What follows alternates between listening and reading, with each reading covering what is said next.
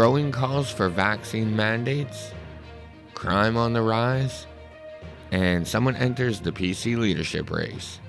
This and more on the Manitoba Freethinker Podcast.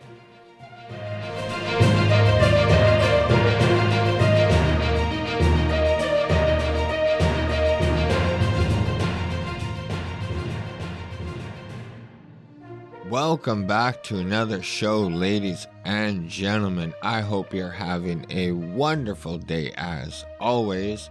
Quick question, are you guys in favor of having mask mandates? Or, I've asked that question before, but are you guys in favor of having vaccination mandates? That's actually the more important question and actually the hot topic right now. I can tell you personally, I am not in favor of having mask mandates or vaccination mandates for that matter. Vaccination mandates are fucking outrageous. I can't believe that businesses are even allowed to ask that question. But either way, Manitoba, I want to know what you guys think in the comments below. Let me know, what you guys think about vaccination mandates. All right, Manitoba, what a week it has been. From COVID to crime to politics. It's been a busy week, and I'm just going to do my best to give you a fast recap of what took place over the last week.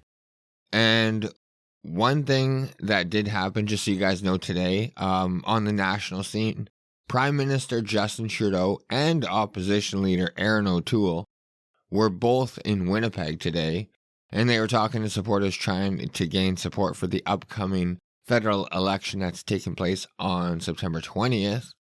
I'm not going to really get into what they said and what they're all about this episode, because a lot's actually happening on the provincial scene that I want to talk about. So I'll save that for another episode, or just check it out online on YouTube. But remember the good old days when politics and religion were the two topics that divided families and caused huge family arguments and get-togethers? And, you had the crazy uncle that would talk about politics or bring up religion all the time. Man, now it seems like that was nothing in compared to COVID. This is definitely the biggest divider amongst Canadians, Manitobans, and even amongst families. But even though Brian Pallister is stepping down, his two-class system is continuing full steam ahead in Manitoba. And forget all about what I said earlier in the episode, me saying that this has not really affected me. Well, it definitely is now. Obviously, there are so many places that are mandating proof of vaccination. It's become fucking unreal. I'm very shocked at the direction that a lot of Manitoba businesses are taking. But the latest to making headlines, since students are heading back to school in a couple weeks, there's just growing calls among a lot of different people for mask mandates and, believe it or not, vaccine mandates. For students and faculty members and even visitors visiting the school facilities. So, that's right, Manitoba. People are actually going to be losing their job if they refuse to get the vaccination.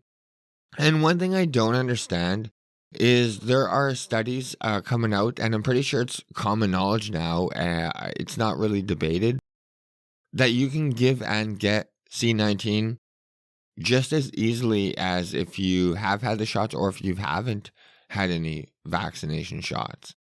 So having people vaccinated isn't going to keep the kids any safer. And I'm talking about the kids who are under 12 who can't be vaccinated. That seems to be the concern among the people calling for vaccine mandates. They keep saying you got to keep the kids safe. But the vaccines don't prevent the kids from getting C-19. So,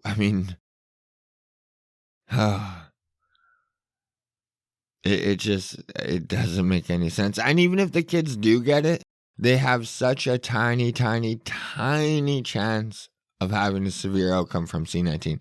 It's probably more dangerous for the student to go to school than them getting a severe outcome from C19. You know what I mean? Like they probably have a greater chance of having a severe outcome just traveling from their house to the school than they would getting a severe outcome if they even do get C19.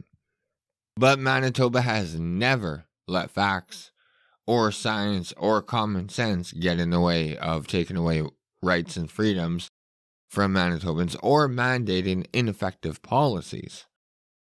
Talk of the news cycle is if you're planning on heading back to post-secondary school this fall, or if you're thinking about maybe attending secondary school here in the province in the future, as of now, you will need to be vaccinated. It's fucking unreal. University of Winnipeg, University of Manitoba, and Red River are all three going to be mandating vaccines for staff and students coming this school year.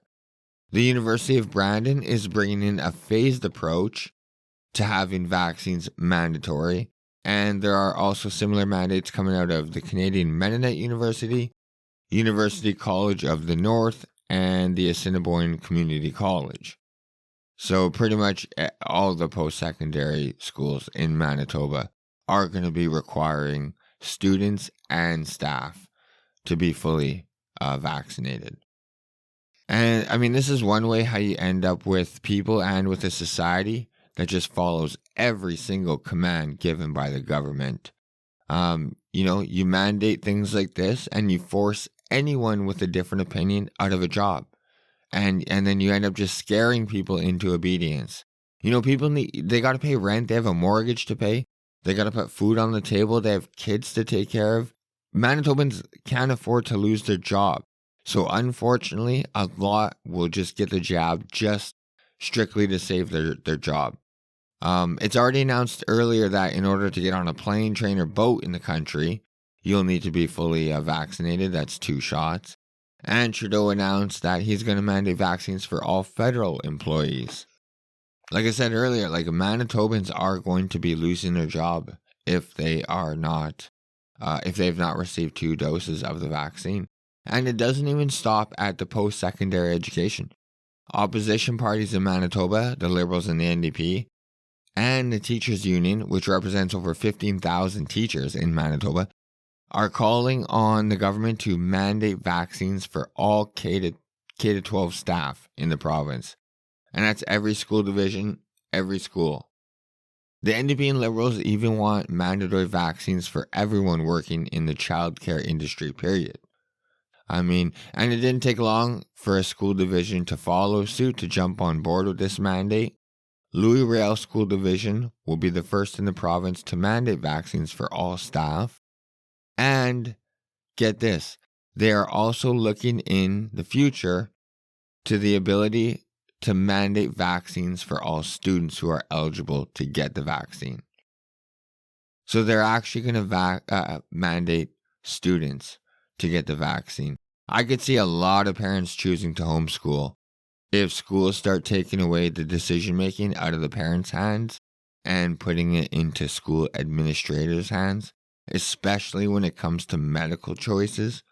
Parents aren't going to stand for that. This is coming on the heels of Manitoba getting hammered non-stop with negative news coverage and scare tactics from the province over the last few weeks. Non-stop. Rusin started it off and Atwell continued it, and now Pallister followed, and now everyone's saying it. They're all claiming this is the disease of the unvaccinated. And with the nonstop coverage of the pending 4th wave that either we are in or will be entering come this school year, it's no wonder that schools are jumping on board with this mandate.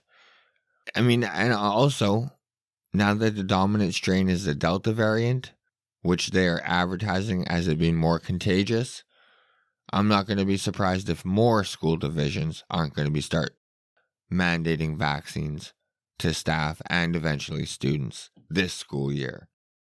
Like I said, the disease of the unvaccinated, the Delta strain being more contagious, and the fourth wave. They're coming on strong. On top of the vaccine mandate, the Louis Riel School Division is also implementing a mask mandate for all staff, students, and visitors. And they released a statement earlier this week detailing that medical grade masks will be required and be provided by them to anyone entering the facility. So Louis Riel School Division may be the only school division requiring vaccines at the moment, but a lot of school divisions are implementing a mask mandate come this school year. Seven Oaks, Winnipeg School Division, Assiniboia School Division, River East, Transcona, all of them, Pembina, I believe. I'm pretty sure every school division now is mandating masks this upcoming year, regardless of vaccination status, by the way. And just, a lot of organizations and people calling for vaccine mandates are also saying that there should be exemptions made for people that can't get the vaccine due to medical or religious reasons, but they are not all in agreement on how that should be done, and some haven't even offered a plan on how to accommodate those who can't get the vaccine.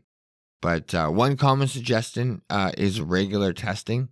But if you guys have been paying attention to the news, like what's going on throughout the world, there seems to be a very big flaw on how we test for C19. And we seem to be getting a shit ton of false positives.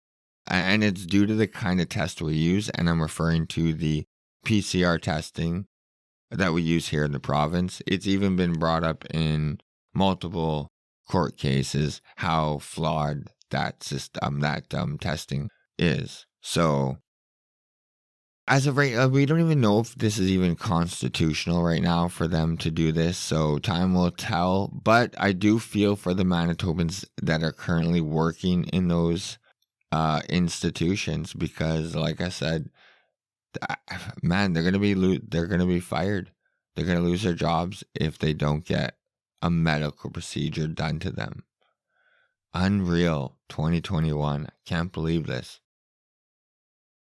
Vote accordingly, people. Like I said, seems like the only party that's willing to stick up for our rights and freedoms is the People's Party of Canada.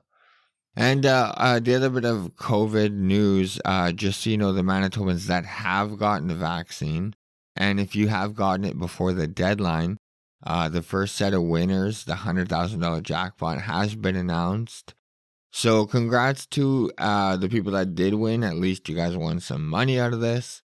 And just so you guys do know, the winners of the school scholarships for the people aged 12 to 17, the first set of winners has been selected, but they just haven't been announced yet.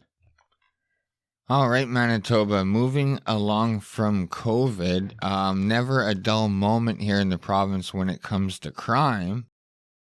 And the Winnipeg police sent out a media release. Members of the homicide unit has arrested and charged Douglas Wayne Last, a 50-year-old male of Winnipeg, for 4 fires believed to have been deliberately set, including one which fatally injured Zhang Jiaxin, a 60-year-old female. On August 15, 2021, approximately 11 p.m., emergency personnel responded to a fire at a building at 157 Scott Street. The building contained a convenience store on the lower level of the residence on the second floor. The building contained a convenience store on the lower level and a residence on the second floor. Zhang Xin was rescued from the second floor and taken to hospital in critical condition. However, unfortunately, she succumbed to injuries related to the fire.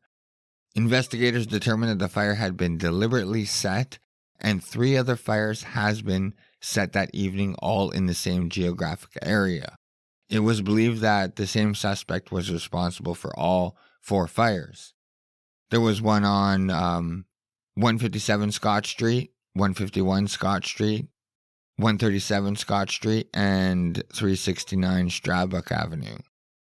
On August 18, 2021, the police released surveillance images and a video of a male suspect to the public. During the evening of August 19th, detectives with the homicide unit were in the 300 block of Stradbroke Avenue as a part of the investigation when they observed a male matching the suspect's description in the back lane. The male immediately attempted to flee but was apprehended after a brief foot pursuit. Douglas Last has been charged with manslaughter, arson with disregard for human life, and failed to comply with conditions of release, and he has been detained in custody. On August 16 at approximately 11 p.m., the Winnipeg Police Service responded to a serious assault outside an establishment in the 100 block of Higgins Avenue. Police located an adult male who had been assaulted and sustained life-threatening injuries. The victim was identified as Aoife Germosa, 41, of Winnipeg. He was transported to hospital in critical condition, and the investigation was taken over by Major Crimes Unit. On August 17, Germosa succumbed to his injuries, and the homicide investigation is continuing by the Major Crimes Unit. Also on August 17, Norman Richard Pruden, 37, of Winnipeg, was arrested for the murder of Aoife Germosa. It was believed that the victim and the accused were unknown to each other when they got into a verbal argument inside the establishment in the 100 block of Higgins. Germosa was followed outside by Pruden, where he was seriously assaulted with a weapon. The following day, police located and arrested Pruden for aggravated assault, and after Germosa died, the charges against Pruden were upgraded to second-degree murder, and he is still detained in custody. And also on the 16th at approximately 2 a.m., Central District Patrol officers, with the assistance of the tactical support team, responded to a report of a female that had been shot in the 500 block of Yonge Street. Police located a 45-year-old female lying outside with a severe gunshot wound. They administered emergency first aid, and the victim was transported to hospital in critical condition, and she later succumbed to her injuries. The victim has been identified as Dina Ann Markwick, 45, of Winnipeg. And the investigation is continuing by the homicide unit, and anyone with information is asked to call the homicide unit or Crime Stoppers. There is a very good reason why Winnipeg is called Murder Peg, and we are generally the murder capital of Canada, because this death marks Winnipeg's 28th homicide of the year. And that's just the city of Winnipeg. And the year's just over half done. So we are definitely on pace for hitting our previous murder records. And again, there doesn't seem to be much outrage from our mainstream media. They just continue to harp on people who are not wearing masks. And now people who are just refusing to get vaccinated. It's kind of mind-blowing if you think about it. And not to be outdone by the Winnipeg police, RCMP have been hard at work this past week as well. Thompson RCMP received a report of a firearm that was discharged into a residence located on Pipe Road in Thompson, Manitoba. Officers immediately attended to the residence and located a 25-year-old male from Cross Lake with a gunshot wound. He was taken to hospital with non-life-threatening injuries, and the investigation has determined that a male suspect approached the residence and discharged a firearm through the window, striking the victim. And anyone with information is asked to call Thompson RCMP or Crime Stoppers. And over in Portage la Prairie, police are looking for a suspect in a attempted child abduction. So, huge piece of shit. Be on the lookout for this, motherfucker. August 17th, around 9:15 a.m., Portage la Prairie RCMP received a report of an attempted child abduction of a 9-year-old girl that occurred in the back lane of a residence located on 10th Street Northwest in Portage la Prairie. The girl reported that an unknown male had approached her from behind and grabbed her. While doing so, he asked her if she wanted to come home with him. The girl bit the man and managed to free herself. She then ran home and the police were called. The suspect was seen running northbound down the back lane towards Lorne Avenue. Officers conducted a patrol of the area but did not locate the suspect. And the suspect is described as being a Caucasian male with an average build, approximately 5'3", 40 years of age, either blue or green eyes, and he had short white hair with a bald spot and a long white beard. He was wearing a black-colored zip-up hoodie with gray sweat and reddish-colored shoes. Gray sweatpants and reddish-colored shoes. The girl did not suffer any physical injuries. Anyone who may have witnessed this incident or have any information is asked to contact Portage la Prairie RCMP. Quote, "This is a very concerning incident and the Portage la Prairie RCMP are taking every measure to track down the suspect," said Sergeant Paul Menagerie of the Manitoba RCMP. "We need anyone who may have seen something or may have any information to contact us immediately. We also ask that the parents in the Portage la Prairie area be vigilant and take this opportunity to speak to the children about what to do if approached by a stranger." End quote. So, Winnipeg, Thompson, Portage la Prairie.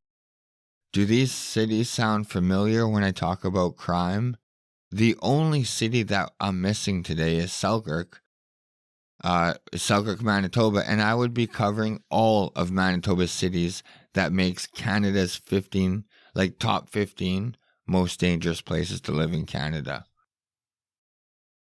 This is a common thread consistently over and over, week in, week out. There's crime, murder, violence, nonstop in these cities. And again, silence from the media and silence from our politicians. It's not even brought up at all. And the other story that I want to highlight really fast here in the province is that there is an inmate in Stony Mountain Penitentiary that is suing 5 prison guards after alleging negligence after he was stabbed. And the reason I want to bring this story to you is because Stony Mountain has been having numerous problems and for quite some time now. And that's from the deaths that keep occurring inside the prison to other violence that's being brought to the public's attention to the contraband that's being confiscated at such an alarming rate, and just brazen packages being left in the yard, and these packages are being worth up to $300,000. And not only that, also numerous reports of extreme gang affiliation inside Stony Mountain. Stony Mountain has major issues.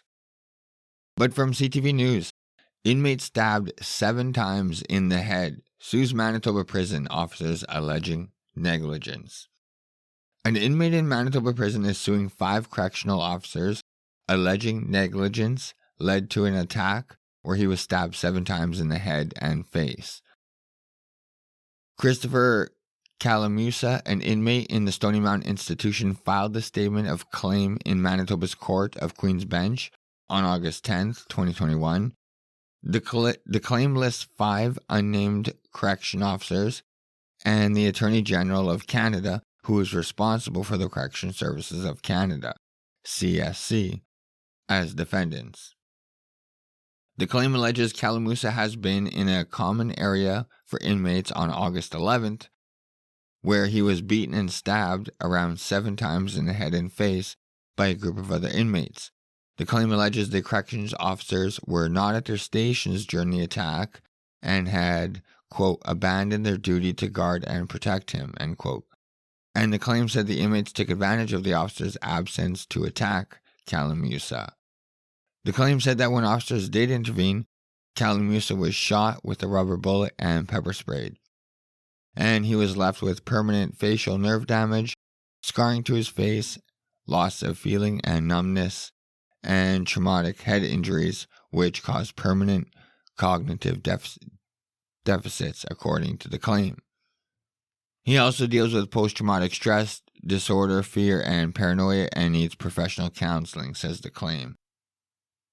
So I just want to bring that story to your attention because Stony Mountain is a shit show. And as much as, like, you want to say, well, fuck it, he deserves it because he's in prison, technically, we have a responsibility to keep inmates safe. And if we do send them to prison, they do have a right to personal safety. So I don't like hearing stories about people getting stabbed. I mean, think about it. You can get sent to Stony Mountain for a non-violent crime. So I couldn't imagine being sent there. Like, say, like, I don't know, you get caught up selling marijuana. Something that's a legal product now, but it's illegal to grow and sell. So picture being sent to Stony Mountain Penitentiary because you got caught selling a plant. And next thing you know, you got gang members stabbing you in the face. It's not right. Either way, it's not right. I just want to highlight it because it seems like just all of our government-run institutions in the province of Manitoba are run fucking horribly. And I mean, before I get any people saying I know it's a federal institution, but I'm just saying it's inside of Manitoba. There's a common thread to shit that's here in Manitoba. You know what I mean? Just like the laboratory that's in Winnipeg, it's a federal laboratory, but another shit show. But also Manitoba, like I want to clarify that there's definitely more crime than this. I'm just highlighting the bad stuff. And the reason I'm highlighting the really bad stuff is because I just want to prove a point to you that there's just nothing, like no one's concerned about it. No outrage. The news cycle is just dominated by COVID. That is the only thing that our media talks about. That's the only thing that they make it seem like the only problem we have in the province. And Manitoba consistently has city after city after city the most dangerous place to live. It's so fucking frustrating. And yet, Time Magazine will come out with an article saying Winnipeg makes the top list as one of the best places to live in the world in 2021. Like, it's fucking maddening. Yet we're on pace to break 45 murders in the city of Winnipeg alone. We just hit our 28th murder. And we're in August only. It's fucking unreal. Where's Brian Pallister? Like, where's Wab Kinew? Dougal Lamont? Like, where's the fucking outrage from our political leaders on shit that actually matters? But again, it's just COVID. So either way, Manitoba, that is the crime that's taken place. Fucking unreal, in my opinion. But, the more I talk about it, the more you guys talk about it, maybe something will eventually get done. All right, Manitoba, the show went a little longer than planned, but I do want to touch on politics before I end. Heather Stefanson will run to become the next leader of Manitoba's Progressive Conservative Party. So, that's right, the MLA for Tuxedo announced her resignation from her duties as Manitoba's health minister on Wednesday, and she announced her intention to campaign to succeed Premier Brian Pallister as the party's leader. Quote, "Over the last 18 months, I've heard from countless Manitobans who are looking for a different approach," Stefanson said. And she said this at a community center in South Winnipeg, surrounded by almost 24 PC MLAs, including cabinet ministers Cliff Cullen, Cameron Friesen, Sarah Gilmar, John Reyes, Ron Schuler, and Red Hewler. Quote, they're looking for someone who can heal our divisions and bring Manitobans together around a common vision that puts our families, our communities, and our small businesses first, end quote. Steffensen promised as party leader she would do away with Bill 64, the controversial kindergarten to grade 12 reform legislation that would see locally elected school boards dissolved in favor of a central education authority. So she's already making moves, or promising to make big moves if she becomes the leader of the PCs. And in the absence of Steffensen stepping down, and just so you guys know, if she was elected, that would actually be Manitoba's first female premier. So that would be interesting. But like I said, because Steffensen is stepping down, that put a void, and Premier Brian Pallister appointed Audrey Gordon as Manitoba's next Minister of Health and Seniors Care, taking over from Steffensen. So those are the two changes, the big changes that were made on the provincial scene. Like I said, I know federally, Justin Trudeau and Erin O'Toole were both in Winnipeg, but this show's already gone on too long, so I'm not going to get into that this episode. But, yeah, there you go, Manitoba. First name that has officially entered the race is Heather Steffensen. And I'm interested to see. I mean, she had a lot of PC support behind her, so I'm interested to see what kind of support other people vying for that position get. But Manitoba, that is going to do it for today's show. I mean, there are a couple other current event topics I wanted to hit up on, but like I said a couple times, today's show went a little too long. So for in the future, I'm going to start trying to do more shows, but shorter lengths. Like maybe 3 shows a week, but only 15 to 20 minutes. As opposed to 1 or 2 shows a week that are like a half hour to 45 minutes or whatever. I don't know. I mean, I had the last few were around 20 minutes, which was good. But sometimes if I don't do enough of them per week, there's just too many things that happen throughout the province, and I'm just consistently missing pretty big stories. So, like I said, I'm going to try and do more stories, but shorter episodes. And like I said, I'm going to hopefully do interviews soon and have guests on. So let me know in the comments below, or tweet or email me if you know of anyone or think of anyone I should approach to have on the show. Or if you want to come on the show, let me know. But like I said, Manitoba, that is going to do it for today's show. Thank you so much for tuning in to another show. I really do appreciate it. Like, share, subscribe, do all that good stuff that helps out the show. I really do appreciate it. You can follow me on Twitter at mbfreethinker. Email is mbfreethinker@gmail.com. Facebook is Manitoba Freethinker. Same with YouTube. I don't usually upload all episodes to YouTube. I'm on most podcast platforms, but if you can't find me, go to my website at mbfreethinker.wordpress.com and you can get all my episodes there. I love you guys so much, and thank you guys for tuning into another show, and I'll catch you guys in a few days. Bye.